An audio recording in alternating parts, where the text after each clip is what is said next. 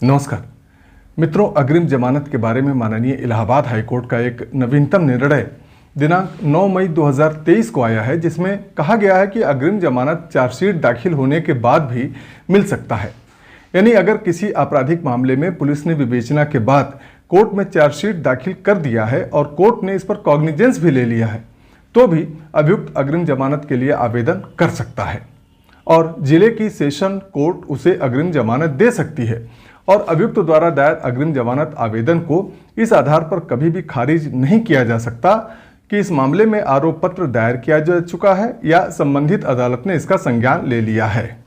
Honourable justice Nalin Kumar Srivastava की पीठ ने इस बात पर जोर देते हुए कहा कि जब तक आवेदक को गिरफ्तार नहीं किया गया है तब तक किसी भी समय अग्रिम जमानत दी जा सकती है, भले ही चार्जशीट दायर की जा चुकी हो और अभियुक्त के खिलाफ अदालत द्वारा संज्ञान ले लिया गया हो। ऑनरेबल पीठ ने आईपीसी की धारा 498A और दहेज निषेध अधिनियम की विभिन्न धाराओं के तहत दर्ज शिकायतकर्ता के पति,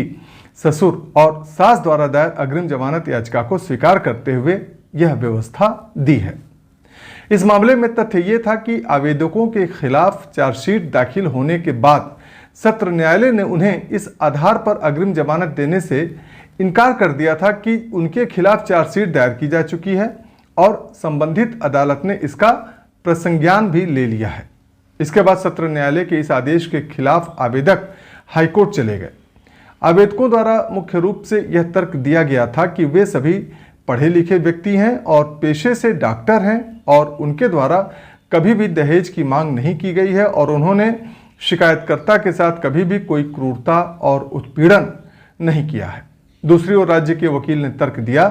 कि जांच के दौरान आरोपी आवेदकों के खिलाफ पर्याप्त सबूत एकत्र किए गए हैं और चार्जशीट दाखिल करने के बाद जब उन्हें सम्मन भेजा गया तो वे अदालत के सामने पेश नहीं हुए और अदालत ने उनके खिलाफ गैर जमानती वारंट NBW जारी किया और बाद में CRPC की धारा 82 के तहत प्रक्रिया भी शुरू की गई,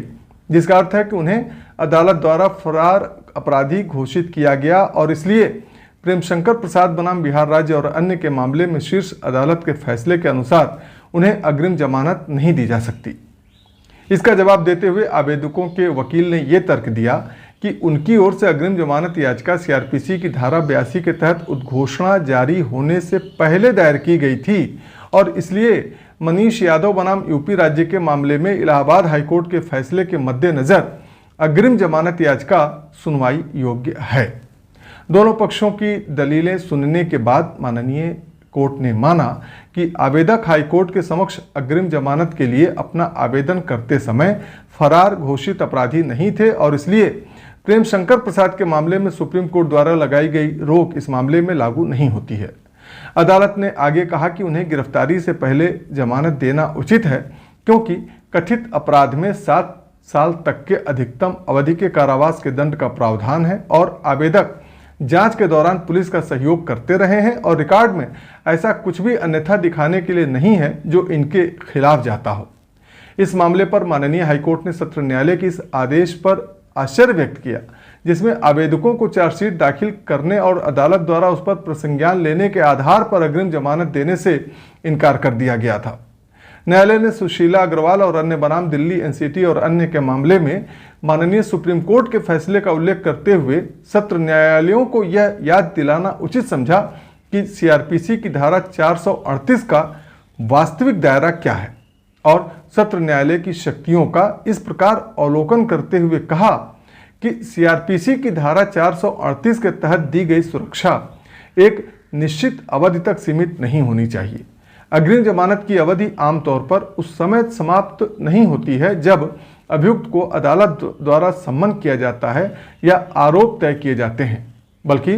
ट्रायल के अंत तक भी जारी रह सकती है।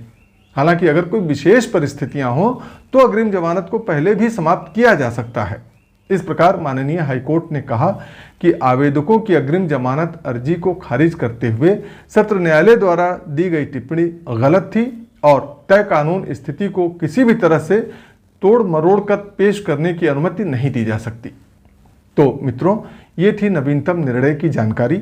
आगे भी कानून की महत्वपूर्ण जानकारी पाने के लिए मेरे इस YouTube चैनल को आज ही आप सब्सक्राइब कर लें और इस वीडियो को लाइक व शेयर करना ना भूलें। इस केस का डिटेल नीचे डिस्क्रिप्शन बॉक्स में आप देख सकते हैं। धन्यवाद।